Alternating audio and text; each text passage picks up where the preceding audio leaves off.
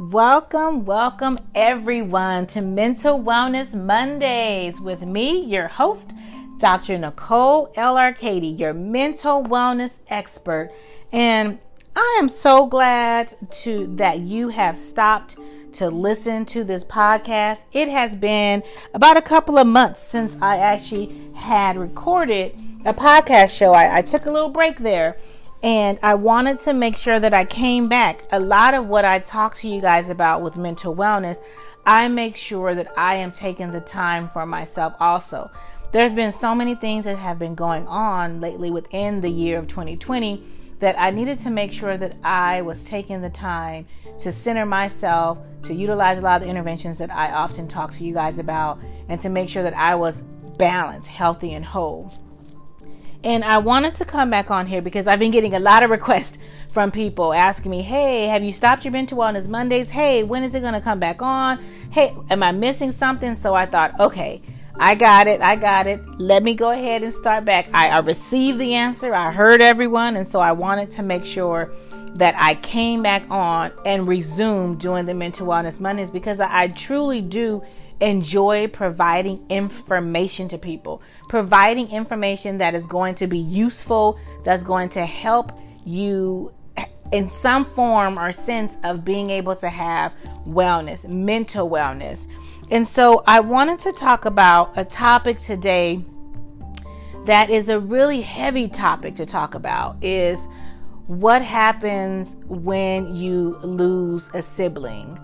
How do you manage that? The death of a sibling, dealing with those emotions, dealing with that grief. That grief is something different and is really undescribable. And when you try to put it into words, it's really challenging. And so one of the things that I can recognize and what I have seen is that unless you have lost a sibling, and particularly a sibling that may have been younger than you, it's really difficult for anyone else to really understand the type of grief. And I wanted to talk about this because my family, we recently had a loss this month. We buried my youngest sibling of us, and he was only 31 years old. It was a tragic death, a tragedy that occurred, and no one could really prepare us or could have prepared us for what we were going to feel, how it was going to occur. The death actually happened last month, but with a lot of just different challenges and things going on because he was abroad.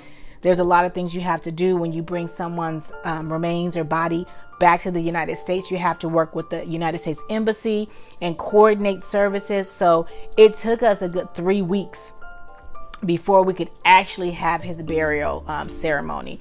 And so I wanted to just come on and just talk to you guys about that, because I can honestly say it wasn't a topic that I was really familiar with. I'm familiar with grief and loss, right? That is something that I help a lot of my clients with, is grief and loss. And I recognize all the 5 stages, right, that a person will go through, and you don't have to go through each stage at the same time, right? So what we know is with Kubler-Ross 5 stages of grief and dying and loss is you're going to go through, where you are in denial, and that's shock. And I can tell you when we got the news, it was no. I can't believe that happened. And it's a sense of denial, as if you're waiting for that person to call you. I found myself texting, getting ready, opening up my text message when I would send a group text to my siblings, because I'm the eldest of my siblings. And when I would go to send a text message to my siblings, I found myself wanting to include him in that text message, and had to stop myself and go, oh, wow, that's right, he's not here. And so finding yourself in that stage of denial, right? And you go through that anger stage where you can't believe that this has happened, right? And it's just such a horrible thing where you're upset. And it depends on what happened. You could be upset with the individual for what occurred. You can be upset with God. You can be upset with circumstances, the environment, right? Policies, whatever the case may be. but you may have that sense of anger, and then having that sense of bargaining, like, I want to go to sleep. When I wake up, it was all a nightmare, right? This just didn't happen, kind of a thing. And then you go through the depressed state where you're just sad because you think about the person and you realize, right, they're not here, and you feel this overwhelming sadness that you have. And then you finally get to that acceptance piece where you realize they are not here and they're not coming back, and that life is for the living and you have to live.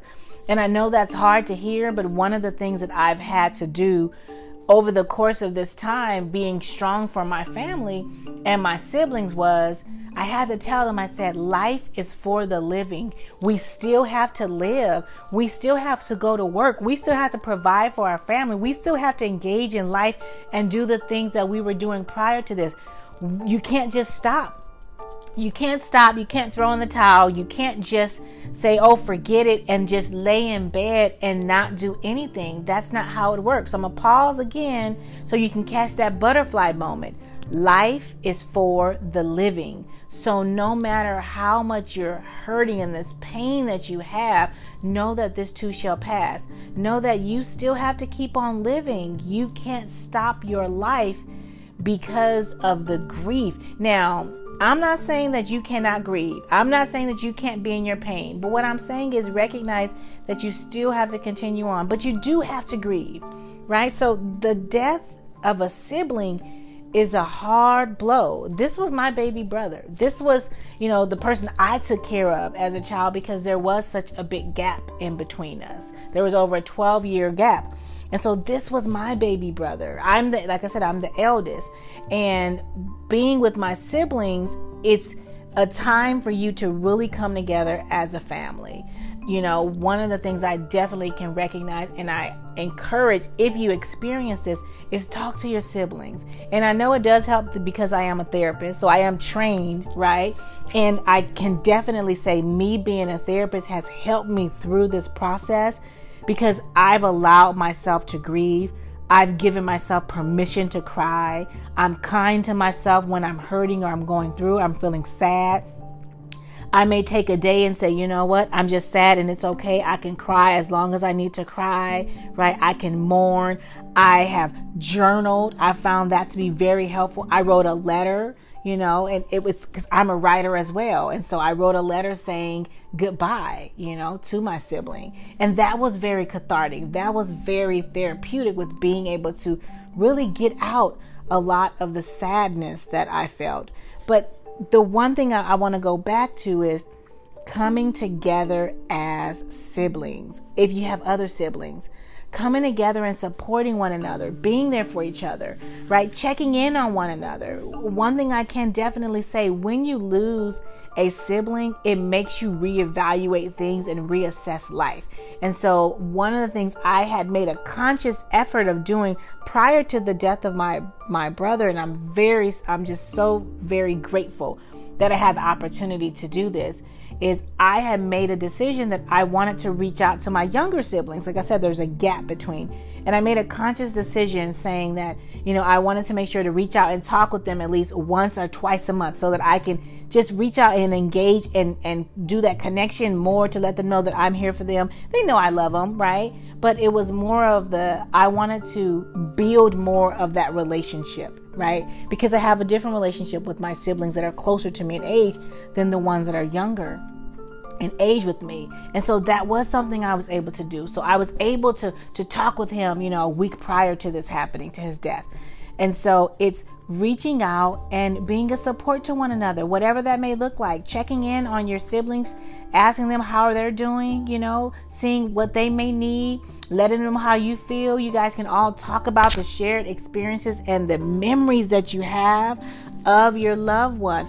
That's all great. You don't have to not talk about the person. You can talk about the person and you can smile through the tears. And if you can't smile through the tears, that's okay. Just talk about the person, because it's able to get it out. And the other part is, when you lose a sibling, is your parents. The grief that your parents experience is undescribable. And so trying to be there as much as possible for your parents, because you've lost a sibling, but they've lost a child. And in the grand scheme of things and how life is supposed to be, right? Parents are not supposed to bury their children. And so that can be a really difficult thing for them to adjust to when they have actually lost a child. And so it's being able to be there for your parents, being able to talk with them, being able to allow them to share how they're feeling. But what you have to be mindful of is not taking on the pain of your parents, not taking on too much, because that is something that actually can happen. When you take on too much, what can occur is you break down. You are no longer available mentally, right, or physically for anyone. And so what I had to recognize was when my plate became too full, because as I said before, I am the eldest. And so what that meant was I was the one who planned the majority of the service. It was a lot of things that I had to do on top of still having my own family, my own obligations. And one of the things I can say is going to work was very helpful because of what I do, and I love what I do. So going into work and helping other people work through, what they were going through and their hurts and their pains has been very helpful. I have definitely reached out and I've definitely made sure to talk to the Lord, right? All of the other things that I was telling you guys, journaling has definitely been very helpful. That self-compassion piece has been very helpful. Just allowing myself to feel, right? Being in the present moment and not trying to rush through it. And it does suck. You want the process to be over quickly, right? And I recognize that I vacillate between denial, right, to acceptance, because there are days that I just go, oh yeah, I got to get ready to call him. I'll see him on Christmas. So it is going to be different, right? It is recognizing that the first year when you have lost someone, particularly with a sibling, it is going to be challenging, right? It's going to be sad when you have those first holidays that you have to experience without that sibling. But the main thing that I really want to convey to you guys is be kind to yourself. Recognize that it's okay to cry. It's okay to feel how you're feeling. But come together if you have siblings, if you're fortunate and blessed enough to have siblings, come together with your siblings. Be a united front. Be a fort to one another, right? Help each other go through this process, because guess what? No one else understands the pain that you feel other than your other siblings, because they've lost a sibling as well. So using that as an opportunity to help bring you closer to one another.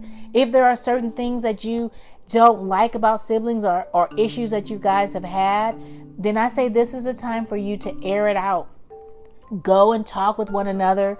Look at ways that you can mend if possible, because life is short, right? But life is meant to be enjoyed. Life is not meant to be endured. I'm going to pause for that other butterfly moment. Life is meant to be enjoyed. Life is not meant to be endured. You may ask, well, what do you mean by that? What I mean is, if you're simply saying, I just need to get through the day, every single week, every single month, every single year, and all you're doing is just muddling through and just trying to get through life, not being a real active participant, that is you enduring it, right? But when you are enjoying life, that is you actively participating. That is you saying, okay, what can I do to better myself? What can I do to make sure I am actively enjoying what's going on? That's showing gratitude. That's you being appreciative of the different things that you have going on.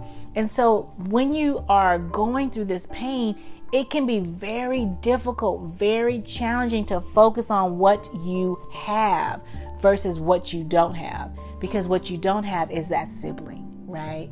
But focus on what you do have. And if you're fortunate enough to have other siblings, focus on that. Focus on your family. Focus on different things that you have to be grateful for, because that is going to help you pull you out of whatever pain, despair, or grief you may be experiencing, and be able to be on that recovery road, right, to healing, because it's all about healing. Healing is a process. It doesn't come it doesn't happen, I should say, overnight, right? It is a process, but healing is possible if you allow yourself to go through it, if you allow yourself to process through it. And that is the most difficult thing that a lot of people have to do or understand and recognize and are able to do, is allowing themselves to go through the process. No matter how painful it is still a process. I have had a lot of people. I'm very blessed and fortunate enough to have great support system. I mean, I have wonderful friends. I have awesome family members, and just the support that I have received from friends has been overwhelming. It has just really touched my heart to know that people care that much. I'm used to giving, right? I'm the giver. I'm the carer. And so this has allowed me to step back and be in a state of vulnerability and allow other people to assist me, to allow other people the opportunity to help me through something where I have always been the one helping. So this is a great experience as far as that piece. Now, not the experience. I'm not saying I'm glad my sibling is deceased. No, I'm not saying that at all. I want to be clear on that. What I'm saying is, this has given me an opportunity to grow through this process, because like I said before, this is not a feeling that you can really describe when you have lost a sibling, and a younger sibling is something that is, very, very heart-wrenching, really painful. But I have chosen, to focus on the positives. I have chosen to remember him with the smile and the love and the way that he had been. I have chosen to not allow myself to wallow away in grief. I have chosen to allow my friends to be a support and a help to me. I have chosen to allow God to help process me through, comfort and hold me as I go through this process. I have chosen to be there for my family, to be a rock, for us to be rocks unto one another, to be pillars that are there also for our parents. I have chosen to allow my mom the opportunity to express her grief and her sadness.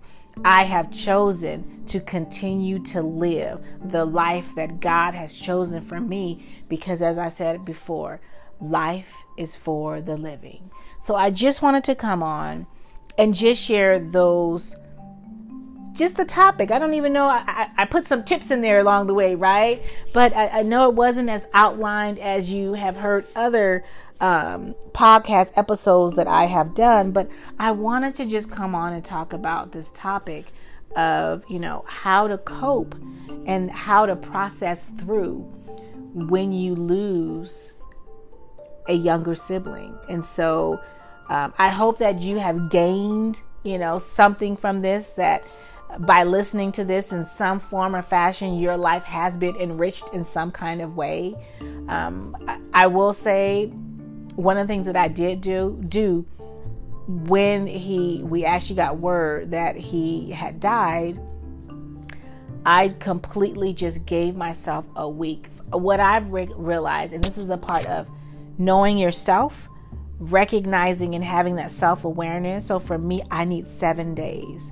7 days to completely mourn, to just, turn off. I disconnected from social media. I didn't talk with anyone as far as outside of my household.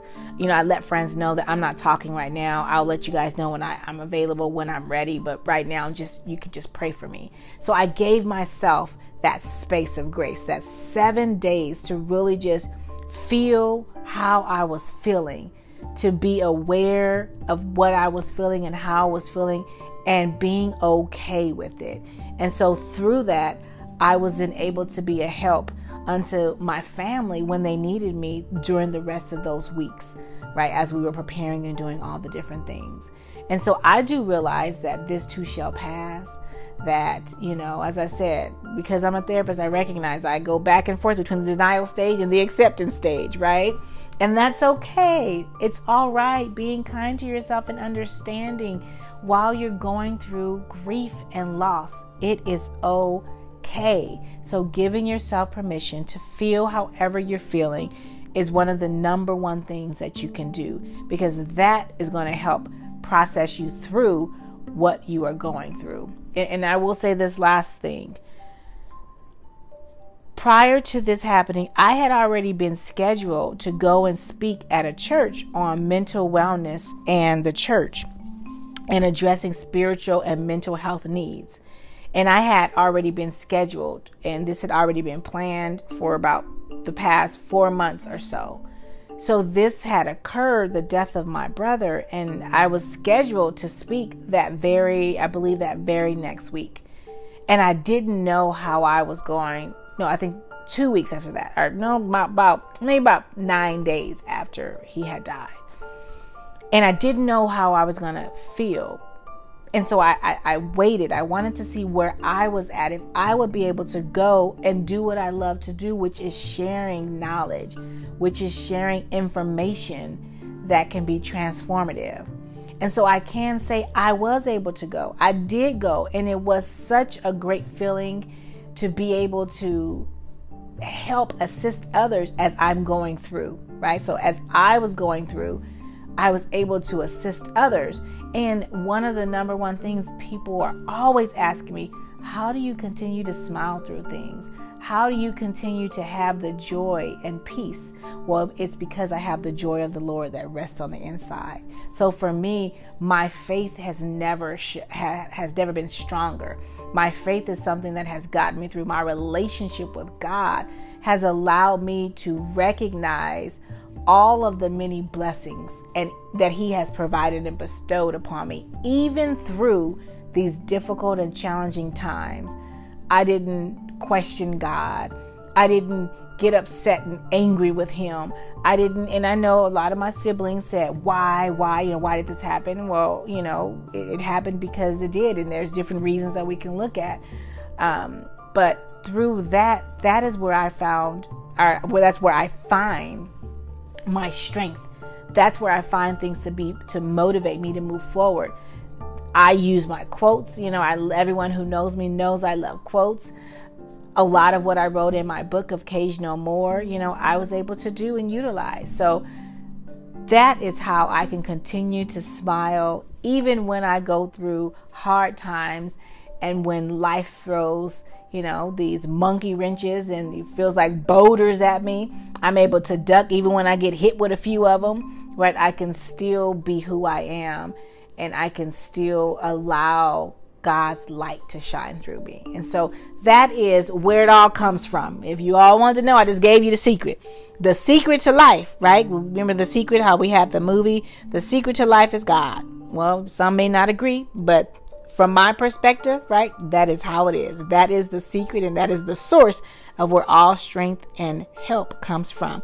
So I hope you guys had a wonderful, wonderful, wonderful, fantabulous week, and that this week turns out to be exactly how you want it to be, that you are able to achieve and attain all of the things you want. And stay tuned, guys. I can't wait to make the announcement as soon as things open back up with this COVID-19 restrictions. I will be having a open house, because I was very fortunate enough in the month of June, to open up a wellness center, Arcady Counseling and Wellness Center. So I'm super excited about that. Being able to just really provide a lot of not just counseling services, but just different things that's centered around the holistic perspective of that wholeness and that wellness, addressing mind, body, and spirit. So I'm super excited for that, and I can't wait until when I do have that, you guys will be one of the first that I make sure I mention it to. So I'm looking forward to that, and that's in the city of Upland. So if you want more information about it, you can go to the website. Now I do have to mention, and I have to say, the website is long, right? So the title of the website is long. It is Arcady Counseling and Wellness Center.com. All one word, Arcady Counseling and Wellness Center.com. So you can go on there, find out a little bit more information. Or if you're interested in having me come and speak on, and right now we're doing virtual. I've been doing a lot of virtual guest appearances and workshops and different speaking engagements. Anything centered around mental wellness, helping to motivate, empowering women, please visit my website at www.nicolearcady.com, where you can fill out a contact form and let me know that you are interested in having me come and be a guest speaker. reach on out. I love coming in and doing guest speakings and doing workshops and certain things. So please, you can do that. Another thing, please guys, visit me on my social media outlets at Instagram. Subscribe to my YouTube. My YouTube channel is drnicolearcady.com. Subscribe, like on my YouTube. Instagram, once again, my handle is at Dr. Nicole Arcady. I try to keep it simple. Follow, share, like, send it to your other friends so that they can like. I'm still learning the social media, still learning the Instagram, and I know I need to get a little bit more followers is what I've been told, but hey, I'm going to figure out how to get that. So please share. Sharing is caring. So share the information. Also, Twitter, same name, at drnicolearcady.com. So I hope that you guys have all had, like I said, had a wonderful Monday, and that you have a wonderful, fantabulous week, and that you are able to just achieve whatever goals you set out to do. And I hope that this has been beneficial. You've gained some sense of information and some nuggets, useful nuggets that you can use. And I hope that, you are not placed in a place where you actually have to use these tools of dealing with the death of a sibling. But if you do, I hope that something that I have said on this podcast episode tonight or today has been very helpful and something that you are able to gain and benefit from. So like I said, why is it very important for me to talk about and for you to know about mental wellness? Well, that's just simple, because you matter too. Ta-ta for now, everyone. And thank you for listening to Dr. Nicole L. Arcady, your mental wellness expert. Remember, you matter too, so take care of you.